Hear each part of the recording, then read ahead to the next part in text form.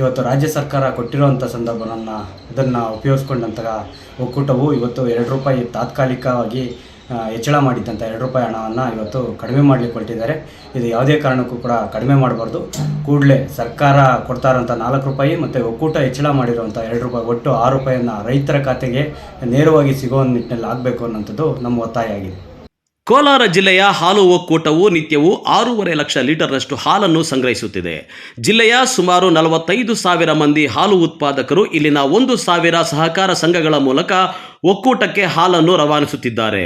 ಈ ಮಧ್ಯೆ ಬೇಸಿಗೆಯ ಕಾರಣಕ್ಕಾಗಿ ಹಾಲು ಉತ್ಪಾದಕರನ್ನು ಪ್ರೋತ್ಸಾಹಿಸಲು ಇಲ್ಲಿನ ಒಕ್ಕೂಟವೇ ₹2 ದರವನ್ನ ತಾತ್ಕಾಲಿಕವಾಗಿ ಹೆಚ್ಚಿಸಿದೆ. ಅದರ ಪ್ರಯೋಜನವನ್ನು ಈಗಾಗಲೇ ಇಲ್ಲಿನ ರೈತರು ಪಡೆದುಕೊಳ್ಳುತ್ತಿದ್ದಾರೆ.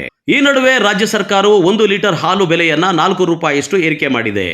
ಏಪ್ರಿಲ್ 1ರಿಂದ ಜಾರಿಯಾಗುವಂತೆ ಈ ದರ ಜಾರಿಗೆ ಬರಲಿದೆ. ಆದರೆ ಬೇಸಿಗೆ ಹಂಗಾಮಿನ ಕಾರಣಕ್ಕಾಗಿ ಈ ಜಿಲ್ಲೆಯ ಹಾಲು ಉತ್ಪಾದಕರಿಗೆ ಈಗಾಗಲೇ ಕೊಡುತ್ತಿರುವ ₹2 ಮುಂದುವರಿಸುವ ಬಗ್ಗೆ ಒಕ್ಕೂಟವು ಖಚಿತಪಡಿಸಿಲ್ಲ.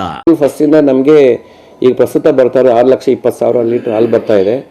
ಏನು ನಮ್ಮ ರೈತರಿಗೆ ಸರಬರಾಜು ಮಾಡ್ತಾ ಇದ್ದಾರೆ ಈಗ ಹಾಲು ಒಕ್ಕೂಟಕ್ಕೆ, ಅವರಿಗೆ ನೇರವಾಗಿ ಇವಾಗ ಪ್ರಸ್ತುತ ನಮ್ಮದು ₹4 ಸೇರಿ ಅವರಿಗೆ ಕೊಡ್ತೀವಿ. ₹4 ಸೇರಿ ಅವರಿಗೆ ಕೊಟ್ಟಾಗ ₹35.40 ರೈತರಿಗೆ 4% ಫ್ಯಾಟು 8.5% SNFಗೆ ಲಭ್ಯ ಆಗ್ತದೆ. ಅವರಿಗೆ ಸಂಘಕ್ಕೆ ನಮಗೆ ಅದು ₹38.85 ಅವರಿಗೆ ರೈತರಿಗೆ ಸಂಘಕ್ಕೆ ಸೇರ್ತದೆ. ಇದು ಕ್ವಾಲಿಟಿ ಚೆನ್ನಾಗಿದ್ದರೆ ಅದು ಇನ್ನೂ ಸೇರಿಸ್ಕೊಡ್ತೀವಿ. 0.1 ಫ್ಯಾಟ್ಗೆ 25 ಪೈಸೆ ಹೆಚ್ಚುವರಿ ಹೋಗುತ್ತೆ. ₹4 ರೈತರಿಗೆ ನೇರವಾಗಿ ಪಾಸ್ ಆನ್ ಆಗುತ್ತೆ.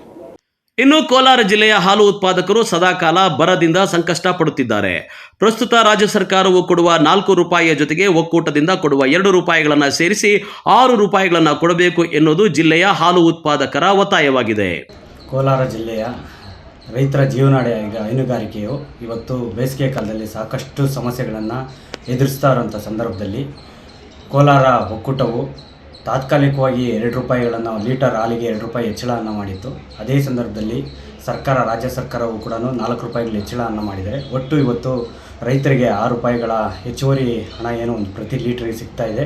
ಆದರೆ ಇವತ್ತು ರಾಜ್ಯ ಸರ್ಕಾರ ಕೊಟ್ಟಿರುವಂಥ ಸಂದರ್ಭವನ್ನು ಇದನ್ನು ಉಪಯೋಗಿಸ್ಕೊಂಡಂತಹ ಒಕ್ಕೂಟವು ಇವತ್ತು ₹2 ತಾತ್ಕಾಲಿಕವಾಗಿ ಹೆಚ್ಚಳ ಮಾಡಿದ್ದಂಥ ₹2 ಹಣವನ್ನು ಇವತ್ತು ಕಡಿಮೆ ಮಾಡಲಿಕ್ಕೆ ಹೊರಟಿದ್ದಾರೆ.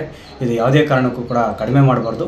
ಕೂಡಲೇ ಸರ್ಕಾರ ಕೊಡ್ತಾ ಇರೋಂಥ ₹4 ಮತ್ತು ಒಕ್ಕೂಟ ಹೆಚ್ಚಳ ಮಾಡಿರುವಂಥ ₹2 ಒಟ್ಟು ₹6 ರೈತರ ಖಾತೆಗೆ ನೇರವಾಗಿ ಸಿಗುವ ನಿಟ್ಟಿನಲ್ಲಿ ಆಗಬೇಕು ಅನ್ನೋಂಥದ್ದು ನಮ್ಮ ಒತ್ತಾಯ ಆಗಿದೆ. ಒಟ್ನಲ್ಲಿ ಬರಗಾಲದ ಕೋಲಾರ ಜಿಲ್ಲೆಯಲ್ಲಿ ಹೈನುಗಾರಿಕೆಯ ಮೇಲೆ ಲಕ್ಷಾಂತರ ಮಂದಿ ಅವಲಂಬಿತರಾಗಿದ್ದಾರೆ.